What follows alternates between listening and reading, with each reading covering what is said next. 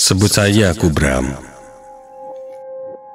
Aku seorang driver taksi online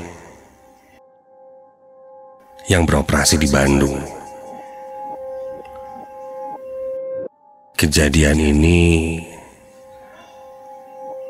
terjadi sudah beberapa tahun yang lalu. Aku teringat kembali kejadian itu ketika aku mendapatkan orderan dari customer yang meminta dijemput di satu titik di sekitaran Jalan Laswi.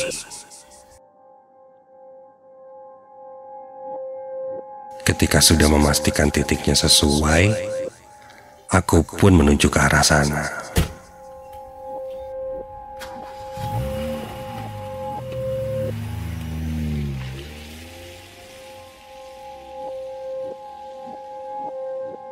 Dan ketika sampai, kulihat tempat yang kutuju itu kini menjadi sebuah resto, tempat makan. Jujur, aku pernah mendapatkan orderan di titik yang sama sebelum tempat ini menjadi ramai seperti sekarang. Saat itu, di titik itu, aku menjemput seorang perempuan. Dan ketika aku jemput, dia berdiri di pinggir jalan di depan bangunan rumah Belanda yang saat itu kosong, gelap. Titik orderanku saat itu menunjukkan harus mengantar customerku itu ke daerah Dago Atas.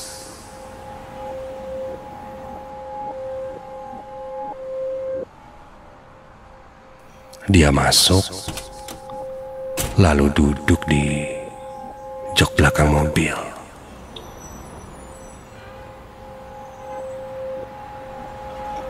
Ketika itu memang sudah hampir tengah malam.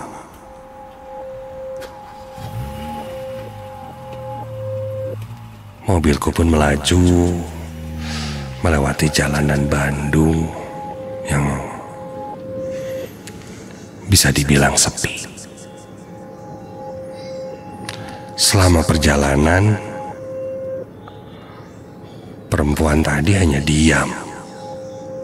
Dari spion tengah aku perhatikan, sesekali dia melihat ke arah jalan.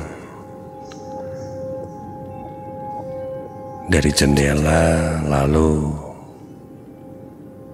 melemparkan wajahnya lagi melihat ke arah jalan di depannya. Sepertinya perempuan ini sedang banyak pikiran dan masalah deh.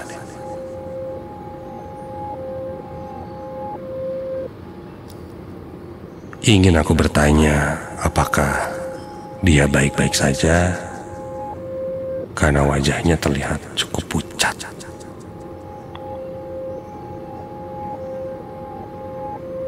Iya, wajahnya pucat dan matanya terlihat sangat kelelahan. Tapi dengan kondisi tengah malam, takutnya gak sopan dan malah disangka yang aneh-aneh. Jadi aku pilih untuk diam.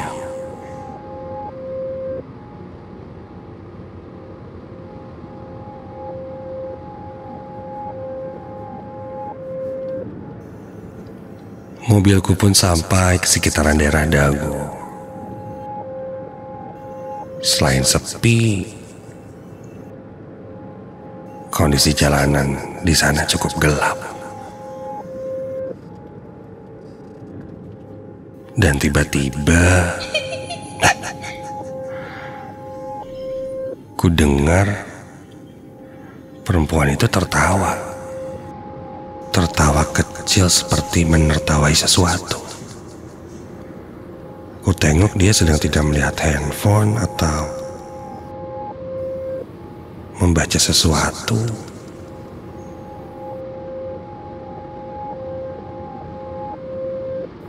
Lagi-lagi aku tidak berani untuk bertanya. Jadi aku biarkan saja. Pikir-pikir, ini orang agak aneh sih. Dari titik yang ditunjukkan, aku pun terus mengikuti map sampai mobilku tiba di titik tujuan. Kulihat ada sebuah rumah di sebelah kiriku. Rumah mewah, besar, terang, dan kulihat saat itu banyak sekali orang. Sepertinya sedang ada pesta. Kak, sudah sampai di titik tujuan ya?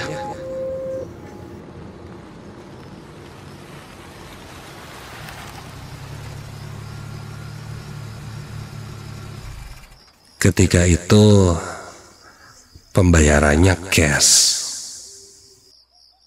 Dan perempuan itu pun bilang padaku, "Bentar ya Pak, saya ambil uang dulu di dalam." "Oh, siap Kak." "Tunggu ya Pak." Perempuan itu pun turun dari mobil. Lanjut dia masuk ke dalam rumah yang banyak orang itu. Aku pun menunggu dia untuk mengambil uangnya. Sambil menunggu, aku lihat-lihat handphone di dalam mobil. Sampai tiba-tiba saja ada yang mengetuk kaca jendela mobilku. Mengetuknya cukup keras dan kencang. Ketika aku buka jendela mobil, ternyata ketika aku lihat ada seorang pria memakai baju satpam atau security yang mengetuk jendelaku dan menegurku. "Pak, maaf Pak, Bapak sedang apa di sini?" Maaf Pak, saya baru nganterin penumpang.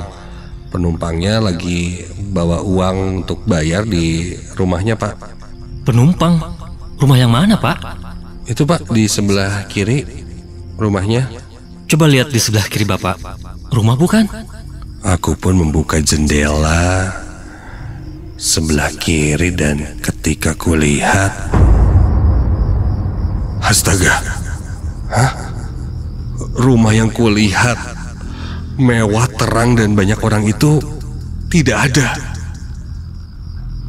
Dan bahkan yang kulihat, posisi mobilku ini sudah berada di dekat jurang. Tadi saya lihat ada rumah mewah Pak, terang, banyak orangnya. Kok ini sekarang malah ada di dekat jurang ya Pak? Untung Bapaknya masih selamat. Biasanya nggak ada yang lolos Pak. Maksudnya masuk ke jurang Pak? Astaga. Aduh, untung ada Bapak. Ada air minum nggak Pak? Air minum, sebentar. Ini nih, ada di botol. Sekarang Bapak pakai airnya untuk cuci muka. Oh, cuci muka Pak? Oh, ya udah. Iya.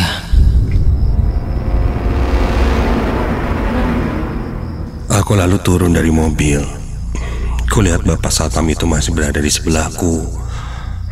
menemaniku.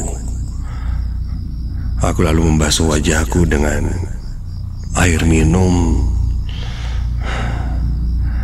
Lalu ketika selesai membasuh wajahku, loh, Pak? Pak? Hah? Satpam itu hilang. Tiba-tiba saja sosok Bapak Satpam yang memberitahuku itu tidak ada. Kulihat di sekitar tidak ada siapa-siapa selain tempat sepi, hutan, dan berada di dekat lereng jurang. Kemana Bapak itu? Tidak mungkin jika bersembunyi atau tiba-tiba saja berlari. Karena ketika aku membasuh wajahku pun tidak sampai 5 detik. Bulu kuduku langsung berdiri merinding seketika itu. Dan tiba-tiba saja angin kencang bertiup. Aku buru-buru masuk ke dalam mobil dan langsung pergi dari tempat itu.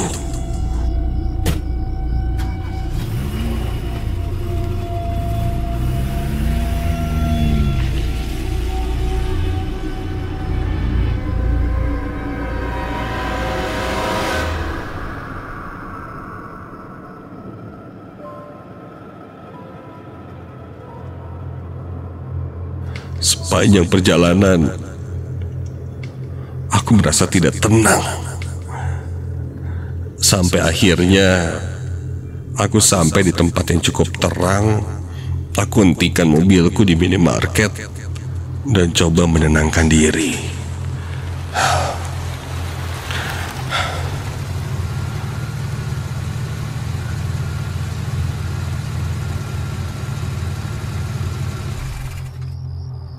Kejadian yang sungguh di luar nalar, mengantarkan penumpang gaib. Lalu aku pun diselamatkan oleh sosok yang gaib juga. Kebingungan itu terjadi di pikiranku, tidak masuk akal. Namun nyatanya itu yang kualami.